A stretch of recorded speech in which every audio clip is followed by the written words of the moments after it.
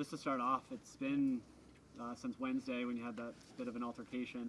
How are you doing after that happened? Good. Things are well. Spent a lot of time in Digby. I came back to home for a night, but I'm heading back after this afternoon and be there with our people and support. And we have a council meeting on site tomorrow, so we'll be there to support our people all the way. We saw charges were laid over the weekend. How do you feel about those charges that were laid? Do you think that they're the right thing for Yeah, it definitely was. We were very grateful to see that the charges were laid. We've been asking for that since our people dropped the gear in the water on September 17th. I think that would have resolved everything, moving forward. So charges and criminal charges will help everybody cool the waters, I'm sure. And it's been a couple days now since that devastating fire. How are the people doing down there? How are the fishermen doing in West Pubnico, and what are you hearing from them? Some of them are in shock. That was Jason, and the other guy was Donald Marshall Jr.'s son. That was, like barricaded in the building, right? So very unfortunate. We're sending a staff down from our health center to help with anyone who might have any ongoing mental issues or whatever from the situation. And we're just praying that everybody, us, safety for the industrial or commercial guys, and the peace officers as well. Yeah, and just going to what we saw today here, we saw there was this briefing with the ministers. How did you feel about what you heard here today? What were some of the takeaways for you? Yeah, we're still short on the DFO officers in the area, so that's a little bit stressful for us, right? They continue to cut our gear and that sort of stuff, but there is more police presence on the ground. We're grateful for that as well. They did say about recognizing our right, which I thought was very great, and I was very happy to see that Minister Jordan said that the lobster stocks are strong. So that puts the conservation issue to rest, right? Yeah, Minister Jordan did take a very hard stance that everything that's happened down there over the past month and week is unacceptable.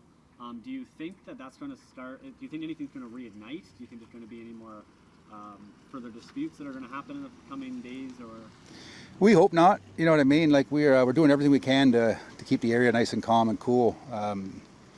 DFO needs to come in. There's been no presence there at all. They sent one Coast Guard boat on the water, but that Coast Guard boat's been there when everything else went down. It's just like the police officers standing there. They're just standing by. They're not there to protect anyone, and that's stressful for our fishermen, fisherwomen. That was going to be my next question there. They said they're bringing in extra resources from police from outside the Atlantic bubbles. Do you think that there's enough police resources down there right now?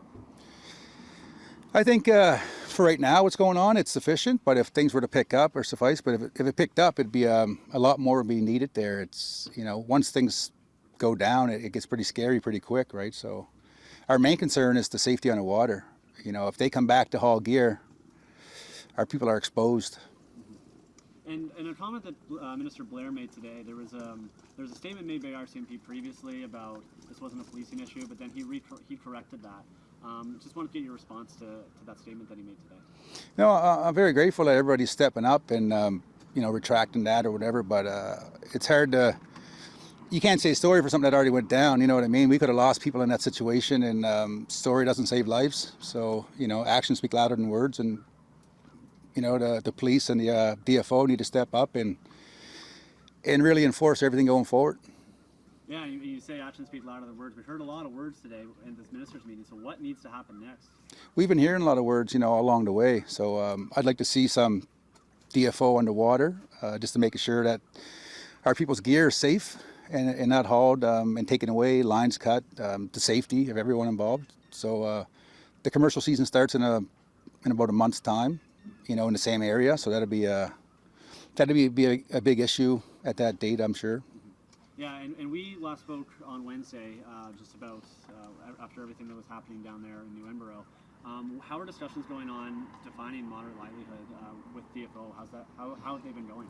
Yeah, we haven't talked to Minister Jordan in a couple of days, but the last time we spoke, things were going well, and our teams meet the next day or two to keep that going, the dialogue going, and they're scheduled to this weekend, next week, and then we'll reach back out to the minister and hopefully have some good progress.